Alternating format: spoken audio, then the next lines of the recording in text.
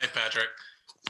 It seems like a few times this year we've been talking to you about it, sort of accepting the fact that maybe the stats aren't always going to be there, whether it's the way your defense is playing, whether other defenses are defending you.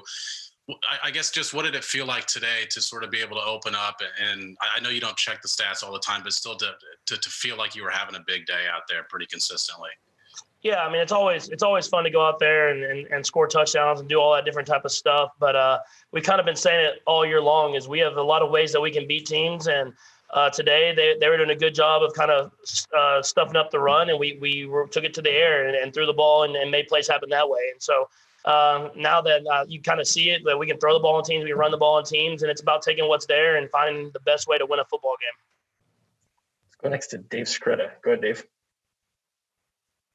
Hey, Patrick, I was just curious what went into that touchdown celebration with Tyreek, and it actually looked like you tried to give him a ride on his first one also, and maybe didn't make it quite as far.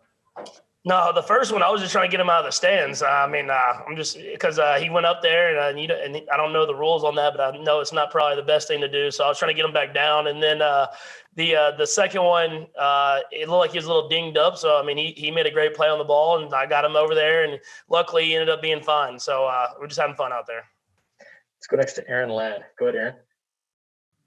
Patrick, this might be the last time we get you before Election Day on Tuesday. I know how much you have dedicated just to getting people out and making it eligible for them to use their vote. What would you say to them as we round the final turn? Yeah, I would say just finish the job. Go out there, vote, use your voice.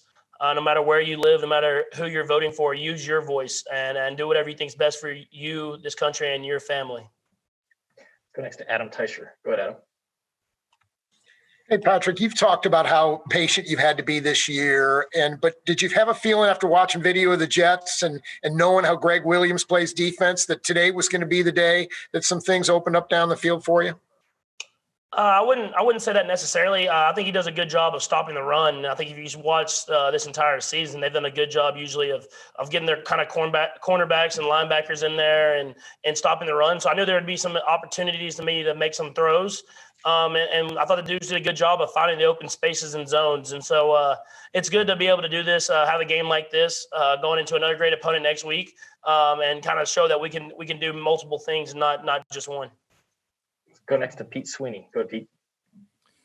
Hey, Patrick, congrats on the win. Andy had mentioned that there were some RPOs built in today. It certainly felt like maybe there were more, and you had a tendency to throw a little bit more than you were running today. Just what were you seeing out there? Yeah, just the kind of the alignments of defenders. They were really focused on stopping the run, which they did a good job of doing. We have to obviously try to be better there, but they were coming down fast, and the guys were getting open in space, and I was putting it in their hands. And I think the biggest thing was he kept calling those plays. He kept giving me the option to do run or throw the pass, and I think when you do that, it really puts a lot of stress on the defense. Let's go next to Matt McMullen. Go ahead, Matt. Hey, Patrick, 5 touchdown passes today. I'm just curious, which one was your favorite? My favorite was probably the last one, just because I got a check to it, and we've been working on that check for a while, and we got the look that we liked, and we were able to check and make the play happen. So I would say that was that one or the underhand one. I mean, the underhand one's sweet, man. Every time I get that opportunity to do that, I try to take advantage. Let's go next to Nate Taylor. Go ahead, Nate. Patrick, I'm just wondering if there's a different feel for you halfway through this season than in the two previous, and if so, what that feeling might be about yourself and how the team is playing right now. Yeah, I wouldn't say a different feel. The thing to me that I've learned from in my experiences is that we have the team that can go get whatever we want to get.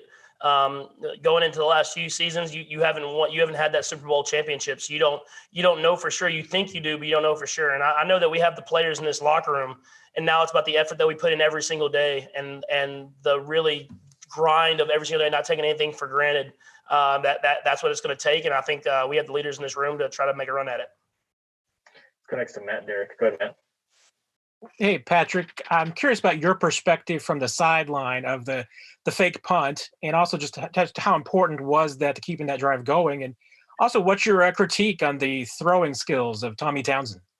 No, I thought it was sweet, man. He ripped that thing. It wasn't no like lollipop at all. I mean, he caught it and ripped it over there. So it was pretty impressive. I actually didn't know it was happening. I was trying to go for it, and Coach Reed was I should have known by the way he just kind of threw. He said, "Just go ahead." Like he said the special teams out there, and I was like, "Man, you're not going to even think about it." And I guess he already had things planned ahead. And I think Tobe does a great job. And he has for a very long time of having different tricks and different ways to execute at a high level for that special teams group. And it gave us a chance to have another play, and we were able to score on it. It was a big point in the game. Got time for 3 more. We'll go Sam, Todd, and then Vahe. Go ahead, Sam. Hey, Patrick, I mean this with no disrespect to the Jets, right? But their record is what they are. I'm just curious, do you judge the offense's performance a little bit differently against this opponent than you would, the Ravens or a team that you expect to see in January? I don't. I mean, if you look at this defense and how they've played this year, I mean, they might not have won any games, but they're in games and they're competing and they're doing their job. I mean, they're a team that has a lot of talented players, and when we went out there and we had to execute at a high level, and you have to do that in this league. You can't take anyone for granted because there's great football players in every single team that you're going to go up against. Let's go next to Todd Lebo. Go ahead, Todd. Well, first off, Patrick, that when Anthony Sherman caught the underhand pass, they said it was smoked sausage. Do you have a name for it when Travis catches it? It was called Stampede Right. Stampede Right. Very nice. And at this point, we're in November, right? And Pittsburgh and Baltimore just played. Pittsburgh pulled it out. They're undefeated. Are you looking at the scoreboard? Do you scoreboard watch anything like that yet? And if you ever do that, when does that click in? I think you can't do that. You have to focus on the opponent that you have every single week. Pittsburgh, they won their game and they're undefeated. They're a great football team. And so for us, we just try to win as many games as possible. And if we win them all and we're 15-1 and they're 16-0, they deserve to be the number 1 seed. Let's go last to Vahe Gregorian. Go ahead, Vahe. Hey, Patrick. I assume you've seen Tommy throw before. So did you know he could dish it like that? And just one other part about that play. It's 35-9, the final score. But do moments like that really make a difference, even in a lopsided game like this in the end? 100%. Those moments, especially in the beginning parts of the games, those are huge moments in the game of getting the momentum in your favor and getting things going and putting points on the board. That changes the whole entire game. Obviously it was a big play, and I've seen Tommy throw, but you never know until someone gets under pressure how they're gonna perform. And he's done a great job of punting the ball and a great job of throwing it so far.